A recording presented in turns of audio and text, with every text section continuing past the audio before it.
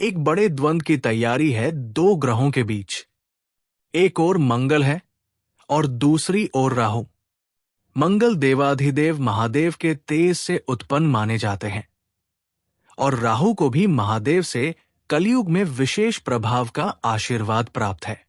अब 24 फरवरी से 2 अप्रैल तक मंगल आपके चतुर्थ भाव से निकलकर पंचम भाव में प्रवेश करेंगे, जहां पहले से राहु स्थित है।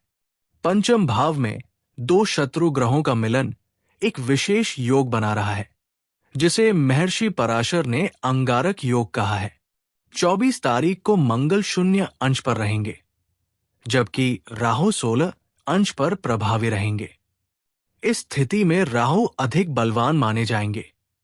ऊपर से सूर्य के कारण मंगल अस्त अवस्था में रहेंगे, इसलिए उनका प्रकाश मंद रहेगा। राहु छाया ग्रह है, उसे देह चाहिए और मंगल देह का कारक है, इसलिए इस अवधि में मंगल के फल राहु के प्रभाव में मिलेंगे।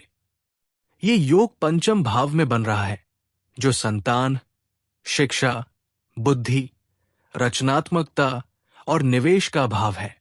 संतान से जुड़ी योजनाएं, उनके भविष्य को लेकर निर्णय, शिक्षा या करियर संबंधी प्रयास तेज होंगे। जो लोग सृजनात्मक कार्य, शिक्षा क्षेत्र, अध्ययन, शोध या निवेश से जुड़े हैं, उनके लिए ये समय विशेष सक्रिय रहेगा।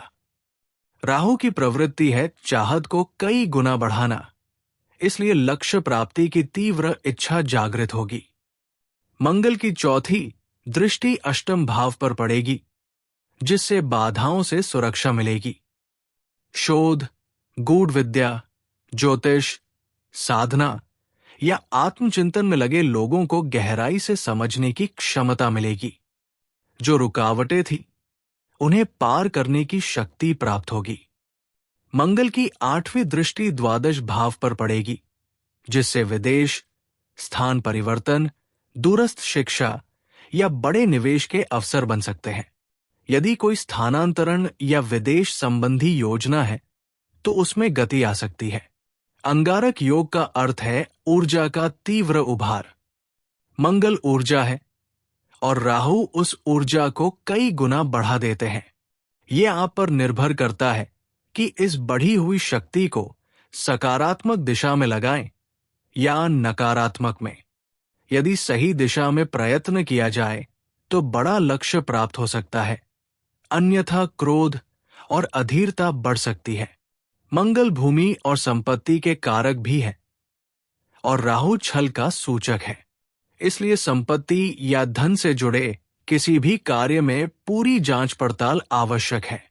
क्रोध पर नियंत्रण रखना अत्यंत जरूरी होगा, विशेषकर क्योंकि पंचम भाव बुद्धि और मन का भी प्रतिनिधित्व करता है। दोनों ग्रह उग्र स्वभाव के हैं, इसलिए उग्र देवताओं की उपासना से इस योग के दुष्प्रभाव कम किए जा सकते हैं। मां काली, मां चामुंडा, तारा, छिन्नमस्ता, बगलामुखी, वीरभद्र, महाकाल या भैरव की आराधना, स्तुति और मंत्र जाप से सकारात्मक परिणामों में वृद्धि होगी। ये 38 दिनों की अवधि है, जिसमें ऊर्जा प्रबल रहेगी। संयम, सजगता और सही दिशा में प्रयास आपको विशेष उपलब्धि दिला सकते हैं। आपका दिन मंगलमय हो। जय श्री राम।